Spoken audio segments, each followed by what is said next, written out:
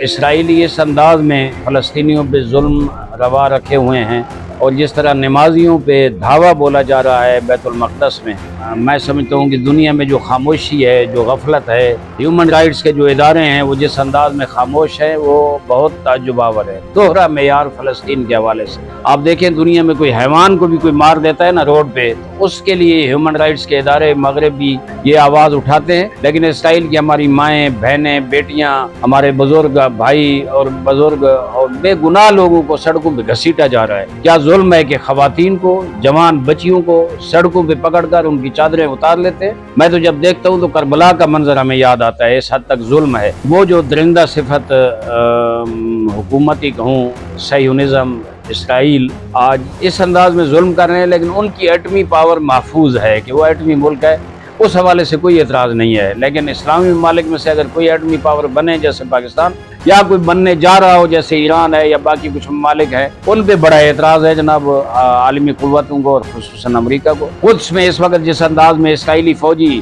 بوٹو سمیت اندر گھس کے ظلم کر رہے ہیں، یہ خود غیرت مسلم کو بہت بڑا چیلنج ہے۔ میں صرف یہ عالم اسلام کو، دنیا اسلام کو یہ پیغام دینا چاہوں گا کہ اپنے دشمن کو پہچانیے۔ آگے اسرائیل ایک غاصب ریاست ہے، ہم اس کو قبول نہیں کریں گے، ہم تسلیم نہیں کریں گے، ہم فلسطینیوں کے ساتھ کھڑے ہیں۔ اس وقت جو اسرائیل میں صورتحال ہے تھوڑی گزشتہ سالوں کی نسبت مختلف ہے۔ ایک تو یہ ہے کہ اسرائیلی اس انداز میں فلسطینیوں پہ ظلم روا رکھے ہوئے ہیں اور جس طرح نمازیوں پہ دھاوا بولا جا رہا ہے بیت المقدس میں سمجھتا ہوں کہ دنیا میں جو خاموشی ہے، جو غفلت ہے، ہیومن رائٹس کے جو ادارے ہیں وہ جس انداز میں خاموش ہیں وہ بہت تعجب آور ہے۔ دوہرا معیار فلسطین کے حوالے سے آپ دیکھیں، دنیا میں کوئی حیوان کو بھی کوئی مار دیتا ہے نا روڈ پہ، تو اس کے لیے ہیومن رائٹس کے ادارے مغرب بھی یہ آواز اٹھاتے ہیں، لیکن اسرائیل کی ہماری مائیں، بہنیں، بیٹیاں، ہمارے بزرگ بھائی اور بزرگ اور بے گناہ لوگوں کو سڑکوں پہ گھسیٹا جا رہا ہے۔ کیا ظلم ہے کہ خواتین کو،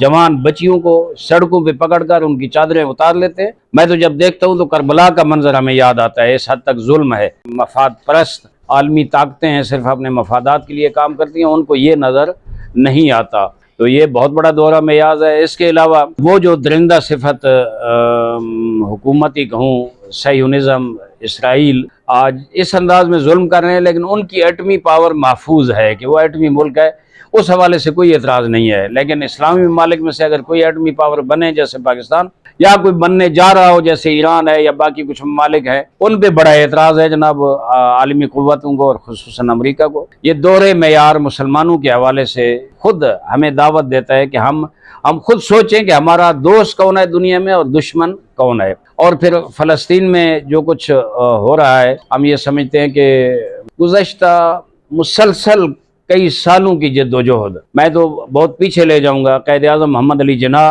بانی پاکستان رحمۃ اللہ علیہ نے بہت خوبصورت مینار پاکستان میں جو ہوا تھا ان کا بیان، وہ قرارداد میں یہ آیا تھا، ایک قرارداد پاکستان کی تھی اور ایک قرارداد فلسطین کے حوالے سے تھی۔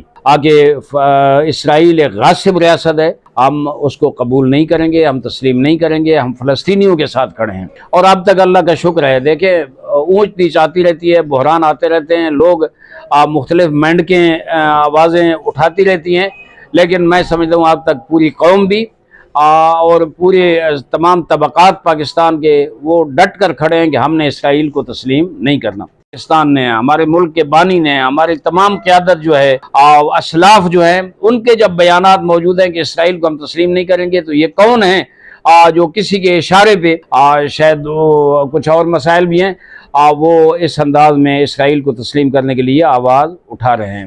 اس پہ ہمیں متوجہ رہنا ہے۔ اور پھر میں کہوں گا کہ امام خمینی رحمۃ اللہ علیہ نے آج تقریباً 44 سال انقلاب اسلامی کو ہو چکے ہیں۔ انقلاب اسلامی سے پہلے اور انقلاب کے بعد وہ فلسطین کاز جو سرد خانے میں ڈالا جا چکا تھا، اس کو جس خوبصورت انداز میں انہوں نے اٹھایا، فلسطینیوں کی آواز کو دنیا تک پہنچایا اور اسرائیل کے مظالم کو دنیا اسلام اور مظلوموں کی دنیا کی بیداری کا ذریعہ بنا دیا، ہم سمجھتے ہیں کہ ان کو بھی خراج تحسین پیش کرتے ہیں۔ اور پھر انہوں نے حج کے بعد سب سے بڑا جو اجتماع ہوتا ہے مسلمانوں کا، وہ جمعۃ الوداع کو ہوتا ہے۔ حج کے بعد، حج بہت بڑے مراسم ہیں، لیکن پوری دنیا میں ہر مسجد میں जुम्मत उल विदा को बड़े बड़े इज्तिमात इबादत के होते हैं। उस जुम्मत उल विदा को इमाम खुमैनी रहमतुल्लाह अलैह ने यौमुल कुद्स के एहतजाज के तौर पे ऐलान करके अब दुनिया को ये बावर कराया कि हमारा इस वक्त मेन मसला, बुनियादी मसला उम्मत का फ़लस्तीन है और क़िबला अव्वल है। और मैं ये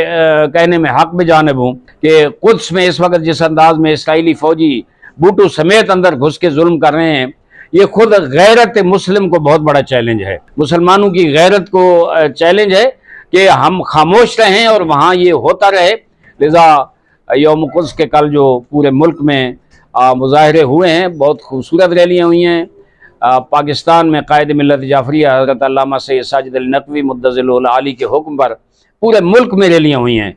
और मैं उन मुख्तलिफ तमाम मसालिक के उलमाए किराम का, तमाम मसालिक के कारकुनों का, अवाम का, लोगों का शुक्रगुजार हूँ जिन्होंने कायद की आवाज़ पे लब्बैक कहते हुए इन रैलियों में शिरकत की और फ़लस्तीन के हक़ में, क़िबला अव्वल की आज़ादी के लिए और इसराइल के ख़िलाफ़ आवाज़ बुलंद की है। हम उनका शुक्रिया अदा करें। इसके साथ कश्मीर का मसला, वो भी मैं समझता हूँ। मैं यहाँ यही कहूँगा, जो जुल्म फ़लस्तीन और कश्मीर में हो रहा है, जिस दरिंदगी का सबूत दिया जा रहा है और जिस अंदाज में ह्यूमन राइट्स के इदारे खामोश हैं, वो उससे पता चलता है कि ये ह्यूमन राइट्स के इदारे ह्यूमन राइट्स के लिए नहीं है, बल्कि इंसानों को, मजलूम इंसानों, बेकस इंसानों, पिसे हुए इंसानों को कुचलने के लिए हैं। ये उनकी सपोर्ट करने वाले हैं। हमें इनसे तवक्को नहीं है। मैं सिर्फ ये आलम इस्लाम को, दुनिया इस्लाम को ये पैगाम देना चाहूँगा कि अपने दुश्मन को पहचानिए। ये तकून है। कल मैंने कुद्स के प्रोग्राम में भी कहा, ये तकून है अमेरिका की सरबराही में।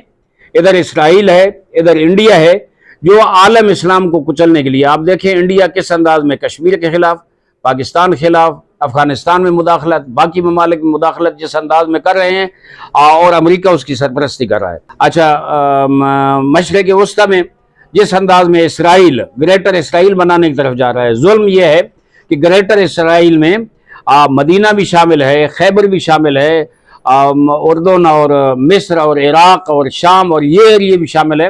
वो चाहता है कि इनको तब, लेकिन खुशखबरी की बात यह है कि जितना जुल्म बढ़ता है, जुल्म का कोई समर नहीं होता, जुल्म का कोई मुस्तकबिल नहीं होता। जितना जुल्म बढ़ रहा है, इतना फ़लस्तीनियों का इंतफाज़ा भरपूर कुव्वत से आगे बढ़ रहा है।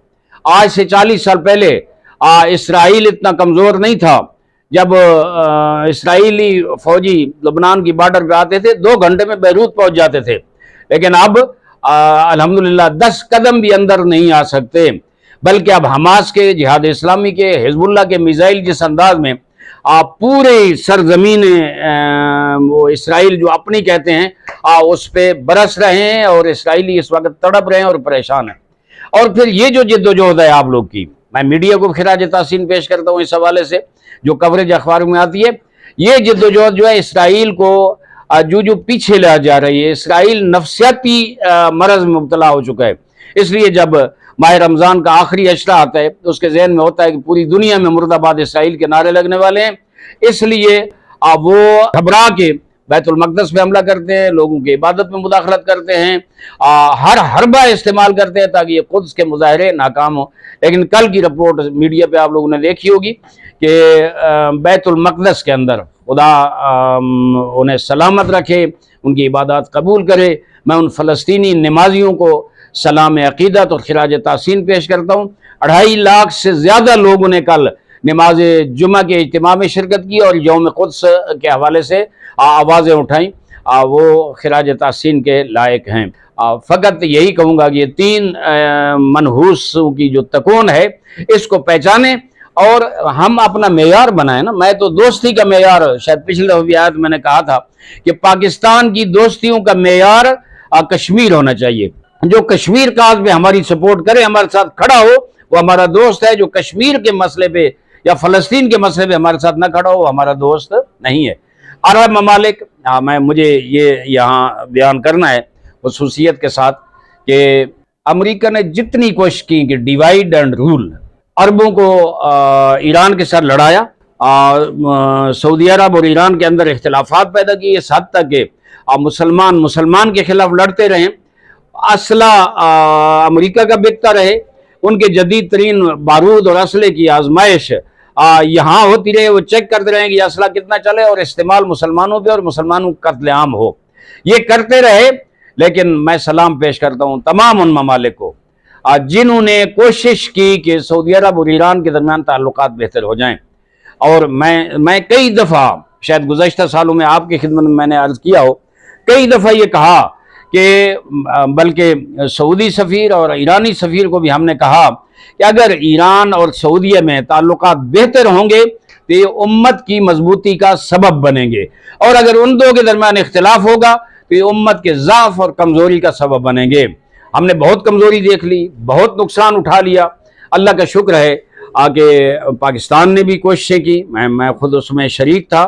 آج اب پاکستان نے کوشش کی کہ ایران اور سعودی عرب کے درمیان تعلقات بہتر ہوں۔ ہمارے وزیر اعظم وہاں گئے، ہمارے آرمی چیف وہاں گئے، دیگر اداروں کے سربراہ گئے، ایران بھی سعودیہ بھی، وہاں سلسلے کا آغاز ہوا۔ پھر عراق نے بڑی اچھی کوششیں کی، کچھ اور ممالک ہیں جن نے کوششیں کی، اور آخر ہمارا دوست، مشترک دوست ہمارا ایران کا، سعودیہ کا، اور ہمارا سب سے بڑا دوست چائنا، اس نے بڑی بھرپور محنت کر کے ان کو اپنے ملک میں وہاں اکٹھا بٹھایا، اور اب سفارت خانے بحال ہو رہے ہیں۔ بہت زیادہ خوشی کی بات ہے، میں خراج تحسین پیش کرتا ہوں۔ اور ہم یہ توقع رکھتے ہیں، امارات میں بھی ایران کا سفارت خانہ کھل گئے، توقع رکھتے ہیں کہ انشاءاللہ تمام یہ جو خطہ ہے ان کے ممالک آپس میں جڑ جائیں۔